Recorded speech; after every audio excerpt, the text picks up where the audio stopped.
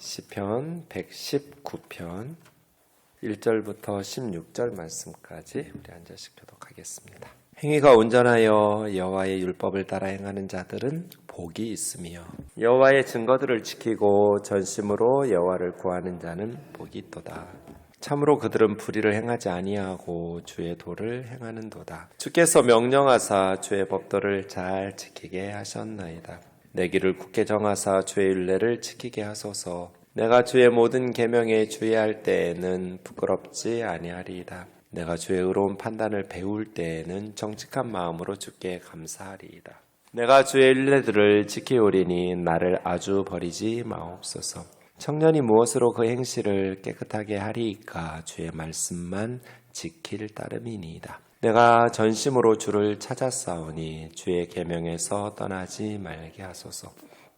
내가 주께 범죄하지 아니하려 하여 주의 말씀을 내 마음에 두었나이다. 찬송을 받으실 주 여호와여, 주의 율례들을 내게 가르치소서. 주의 입의 모든 규례들을 나의 입술로 선포하였으며 내가 모든 재물을 즐거워함 같이 주의 증거들의 도를 즐거워하였나이다. 내가 주의 법도들을 작은 소리로 읊조리며 주의 길들에 주의하며 주의 율례들을 즐거워하며 주의 말씀을 잊지 아니하리이다.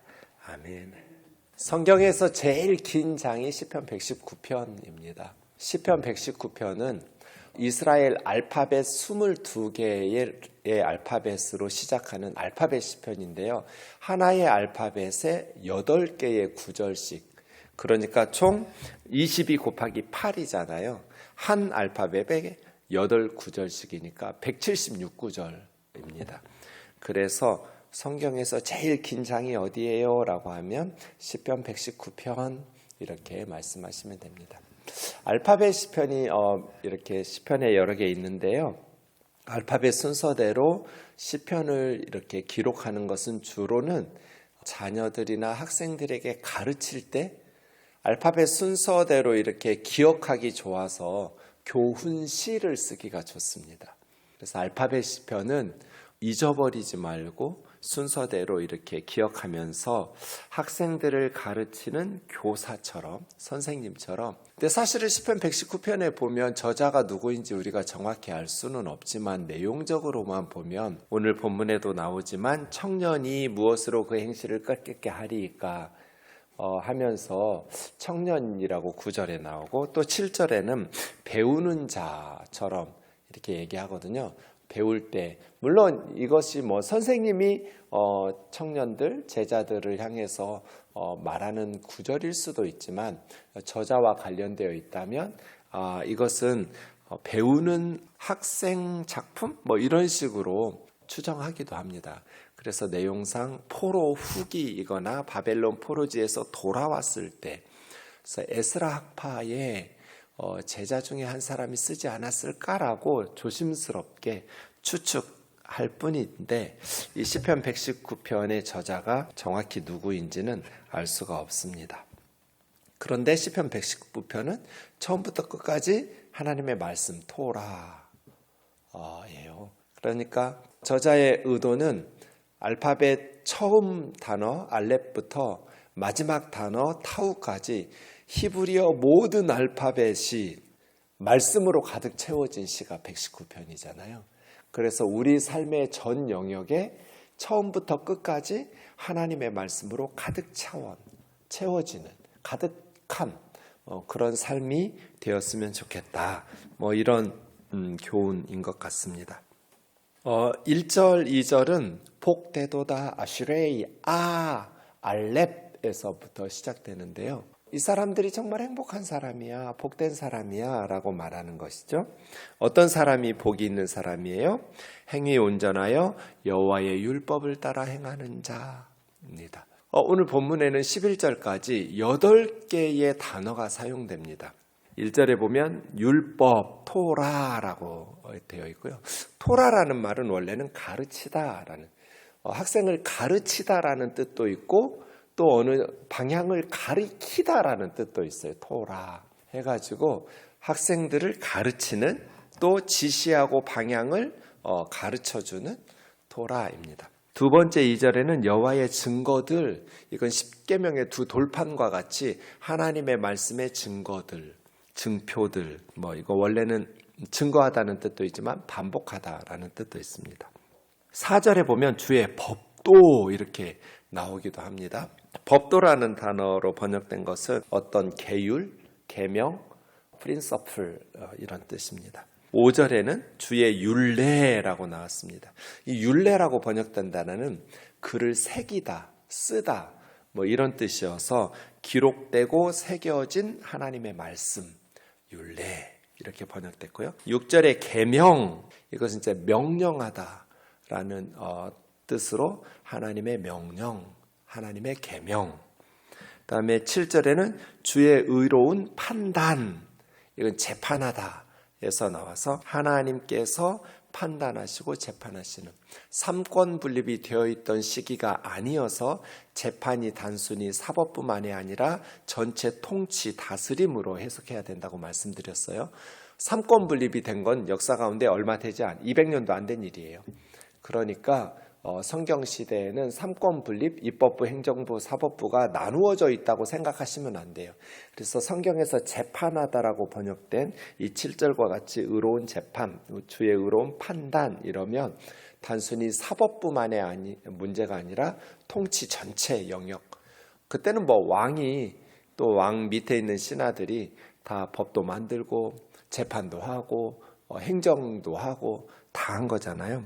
재판하다를 다스리다 이렇게 번역하는 것도 좋습니다. 마지막 7번째는 9절에 주의 말씀, 여기는 다바르라는 말씀이고요. 11절에 주의 말씀, 이건 또 다른 단어이기는 하는데 이즈메라고 해서 이것도 그냥 아마르라는 단어에서 나온 마라다입니다. 7번째와 8번째는 다바르와 아마르 둘 다 마라다라는 비슷한 뜻을 가진 단어들을 말씀 이렇게 번역했습니다. 원어로 보면 이렇게 8가지의 단어로 하나님의 말씀을 표현하고 있습니다.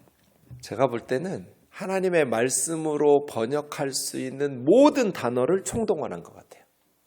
네, 이렇게 단어만 바꿔 쓰지 의미는 똑같이 하나님께서 우리에게 주신 율법, 계명들이겠죠. 어떤 사람이 복 있는 사람인가? 어떤 사람이 행복한 사람인가? 여러분, 어떤 사람이 행복한 사람일까요? 값진 인생을 산 사람인 것 같아요. 그렇죠? 값진 인생은 뭘까요? 하나님께서 기뻐하시는 삶이겠죠.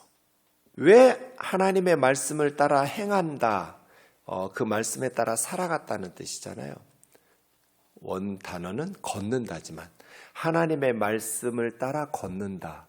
하나님의 말씀을 따라 살아간다는 거거든요. 왜 이 사람들이 복이 있을까요? 하나님께서 값지게 여기시니까요. 창세기에 보면 족보가 두 종류가 나와요. 가인의 족보도 나오고 가인이 쳐서 죽였던 아벨 대신에 태어난 아들 셋의 족보가 나오죠. 가인의 족보가 훨씬 더 세상적으로는 성공적이었어요. 짐승을 처음으로 가축을 해서 농장같이 해서 가축을 기르는 사람들의 조상, 또 음악과 예술, 문학 이런 것들, 악기를 만들고 또 철을 사용해서 기계, 농기구나 무기를 만들고 가인의 후손들이 훨씬 더 세상에서는 성공한 것처럼 보이고 이름을 더 날리고 그에 비해서 셋의 후손들은 그냥 몇 년 동안 하나님과 동행하며 살다가 죽었더라. 이 얘기만 반복돼요. 그래서 창세기 4장의 가인의 후손의 족보가 훨씬 더 세상의 역사가들이 주목했을 거예요. 그에 비해서 창세기 5장의 셋의 후손의 족보는 그냥 하나님하고 몇 년 동안 살다가 죽었다. 이 얘기밖에 없어요. 근데 두 족보에 결정적 차이가 있어요. 셋의 후손의 족보에는 있는데 가인의 후손의 족보에는 없는 것들이 있어요. 나이가 없어요. 그래서 가인의 후손은 누가 몇 살에 죽었는지 아무도 몰라요. 성경에 안 써놨어요. 그런데 셋의 후손의 족보는 한 사람의 나이를 3번씩 써놨어요. 이 사람은 몇 살에 후계자 누구를 낳고 낳은 후 몇 년 동안 살다가 총 몇 살까지 살다 죽었다. 이런 식으로 각 사람을 3번씩 나이를 기록해 놨어요. 창세기 5장에는. 이게 무슨 뜻일까요? 하나님께서 가인의 후손들의 나이를 몰랐을까요? 그럴 리가 없잖아요. 무슨 뜻이에요? 메시지를 담은 거예요, 성경에. 가인의 후손이 세상적으로는 아무리 많은 업적을 남기고 기술 문명을 발전시켜서 성공적이고 남들이 부러워할 만한 업적을 이루면서 살았다 할지라도 하나님께서 보실 때는 그들의 하루하루는 무가치하다는 거잖아요. 숫자에 넣을 의미가 없다는 거예요, 하나님께서는. 그에 비해서 셋의 후손들은 하나님과 동행하고 아이들 낳고 살다가 죽었어요. 세상에서 그렇게 이름과 업적을 남길 만한 게 없었어요. 그럼에도 불구하고 한 사람의 3번씩 나이를 기록했어요. 무슨 뜻이에요? 하나님께서 하루하루를 값지게 여기시고 세고 계신 거예요. 인정하신 거잖아요. 강력한 성경의 메시지예요. 누가 복 있는 인생을 살아가는 사람들인가? 여호와의 율법을 따라 살아가는 사람들이다. 왜 여호와의 율법을 따라 살아가는 사람들이 복된 사람들인가? 하나님께서 그들의 하루하루를 인정하시기 때문이다. 하나님께서 기뻐하시기 때문이다. 그래서 저와 여러분, 우리 우면동 식구들의 삶의 목표와 기도 제목이 무엇이어야 되냐면 오늘 하루도 하나님께서 기뻐하시는 삶을 살게 해달라고. 하나님께 영광을 돌린다는 게 뭐예요? 하나님을 기쁘시게 하면서 산다는 거예요. 내가 어떻게 살아야 하나님께서 기뻐하시는 삶을 살아갈 것인가? 어제 김세용 교수님 통해서 말씀하셨잖아요. 우리는 매 순간 어떤 선택을 해야 하는가? 세상의 방식으로 선택하는 것이 아니라 성령의 도우심을 힘입어서 하나님이 기뻐하시는 믿음의 선택을 해야죠. 그게 복음을 받은 그리스도인들의 삶이죠. 하나님이 기뻐하시는 삶. 그래서 복 있는 사람이에요. 복 있는 사람. 시편 119편은 1절과 2절에서 끝났어요. 그냥 그걸 176절까지 다 풀어놓은 거예요. 하나님의 말씀대로 순종하면서 살아가는 사람이 복된 사람들이다. 그 말씀을 온전하게, 행위 온전하다는 건 뭐예요? 끝까지예요. 끝까지. 하나님 말씀이 인도하시는 대로 끝까지 걸어가는 삶. 하나님이 말씀이 가르쳐 주시는, 가리키는 방향으로 끝까지 순종하면서 걸어가는 삶. 그것이 복 있는 사람이다. 그런데 어떻게? 2절처럼 여호와의 증거들을 지키고 전심으로, 그냥 입으로만, 행동으로만, 겉으로만 하는 척이 아니라 온 마음으로예요. 온 마음으로. 그러니까 안팎으로 다 해야 돼요. 마음으로도, 그리고 겉으로, 삶의 형식으로도. 전심으로 여호와를 구하는 자는 복이 있도다.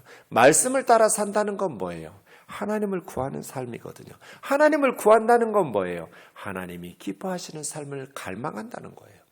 하나님께서 기뻐하시는 삶을 사모하는 삶. 청년들이 그래요. 재밌는 거 없어? 요즘 드라마가 재밌어? 어떤 영화가 재밌어? 젊었을 때는 재밌는 거 찾죠. 네. 저한테도 가끔 와서, 목사님 요즘 행복하세요? 뭐가 좋으세요? 뭐가 재밌으세요? 그냥 틀린 말 아닌데, 이제 목사님도 늙나 보다. 나이가 들어가니까 나도 젊었을 때는 재밌는 거 좋아했던 것 같거든?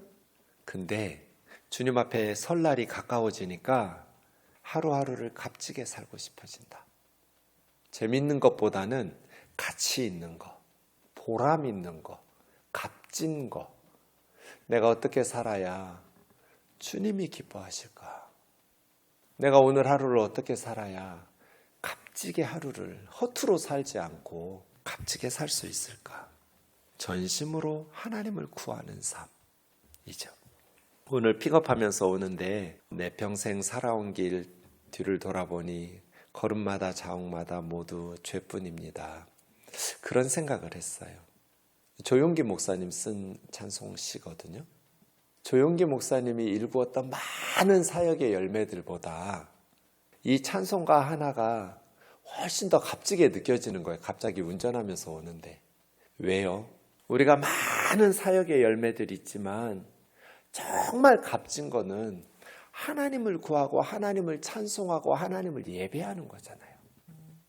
그래서 우리가 사역의 열매들, 많은 주의 일들이 있지만 정말 값진 것은 골방에 들어가서 하나님과 사랑의 사귐을 나누고 무릎 꿇고 기도하고 찬송하고 하나님을 경배하는 것이 아닐까.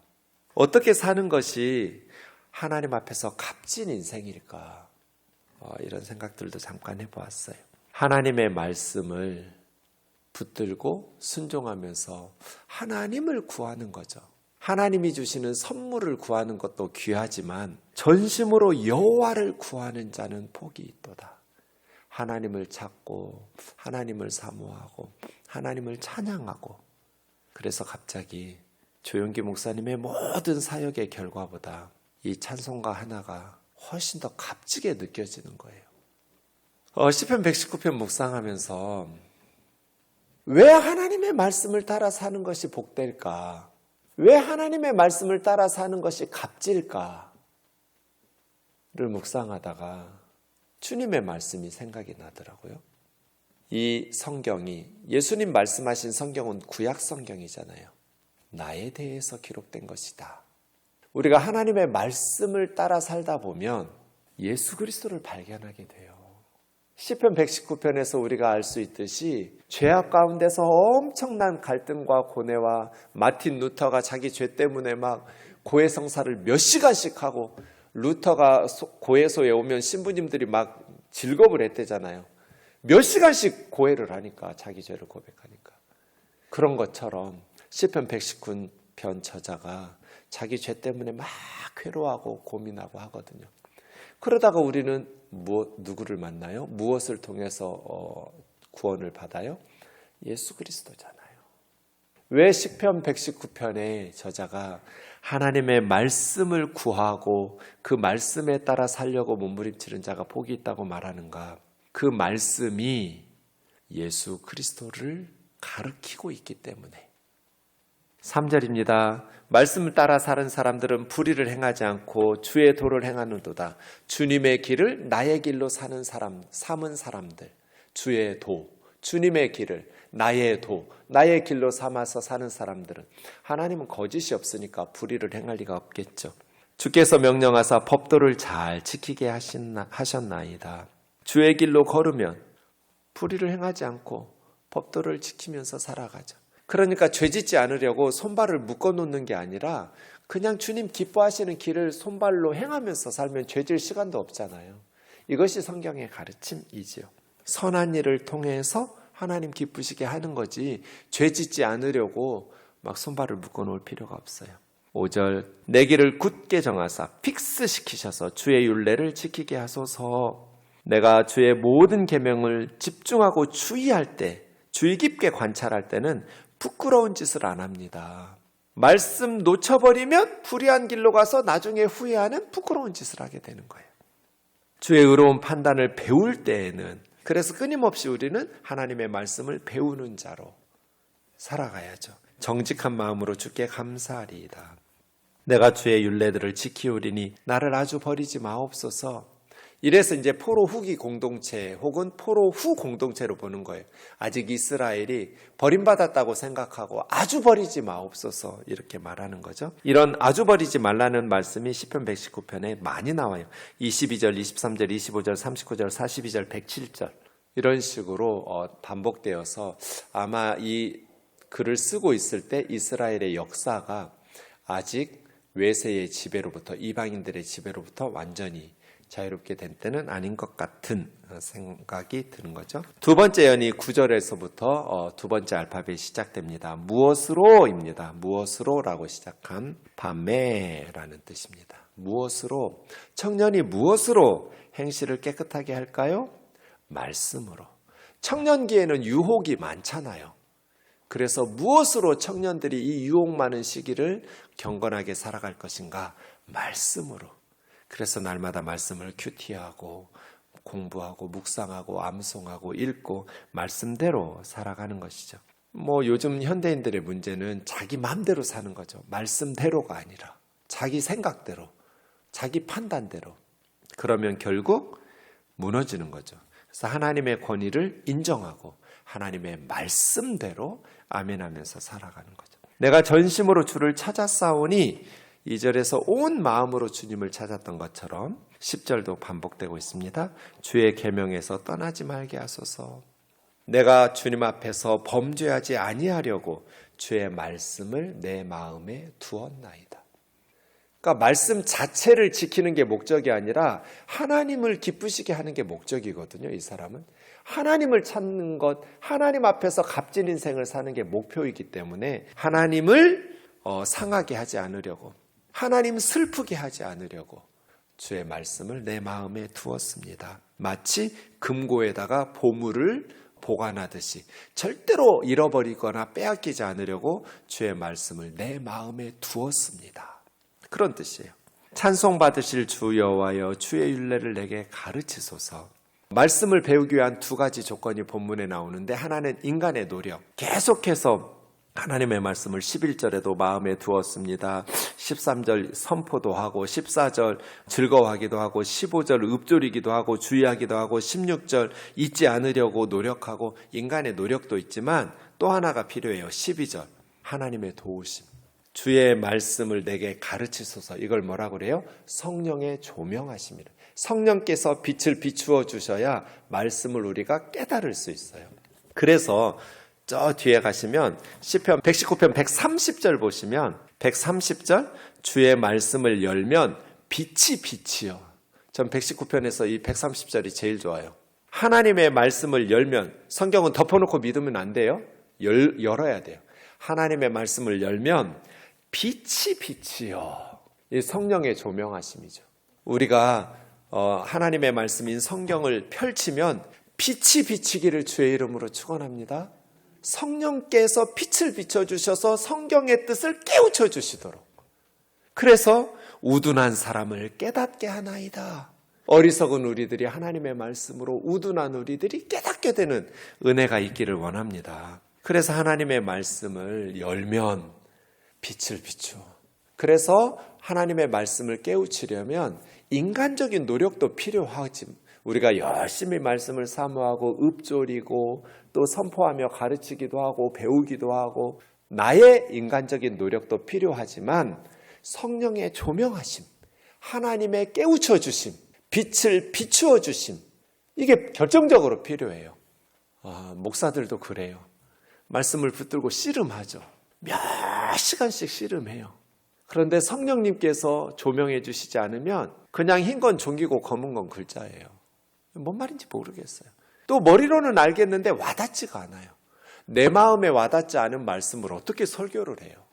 앵무새처럼 그냥 이렇게 학교 선생님이 학생들 가르치듯 하나님의 말씀인 성경을 전할 수는 없잖아요. 그래서 괴로울 때가 많아요.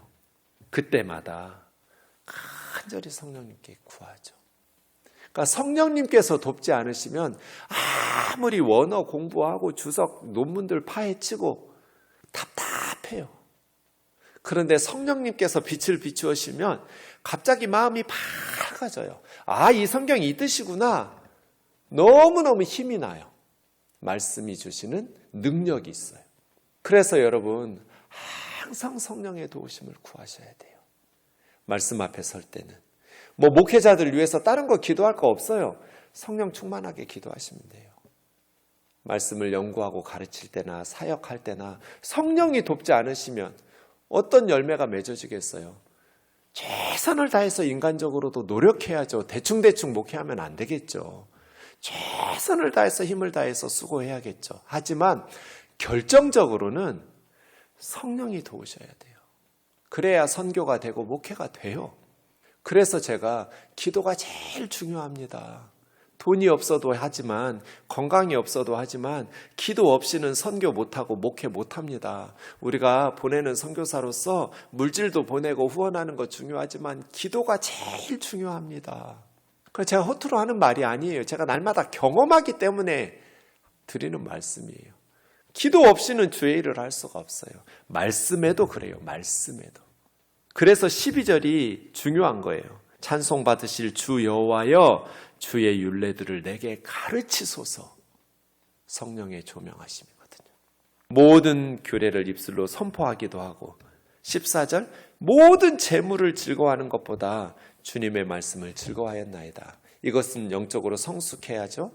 믿음이 어릴 때는 재물이 더 좋죠. 아직 믿음이 어리니까. 믿음이 성숙했다는 건 뭐예요? 딱 이거 보면 돼요. 돈이 더 좋은가 말씀이 더 좋은가? 재물이 더 좋은가 말씀이 더 좋은가? 그러면 이제 영적으로 변화되었다. 성숙해졌다. 돈 좋죠. 돈 나쁘다고 말하는 건 전 거짓말 같아요. 목사인 저도 돈 좋아요. 돈 싫다는 게 그게 옳은 것도 아니고요. 돈으로 얼마나 선한 일을 많이 할 수 있는데요. 하지만 물질이 주는 기쁨보다 말씀이 주는 기쁨이 커야 목사 아니에요? 사역의 열매보다 사역의 결과보다 하나님이 주시는 기쁨이 더 커야 골방에서 하나님 찬송하고 기도할 때 주님과의 나누는 그 기쁨 세상이 줄 수 없는 아무리 하나님의 사역의 결과가 열매가 풍성하더라도 하나님과 누리는 사랑의 사귐의 기쁨이 더 커야 성숙한 그리스도인이죠.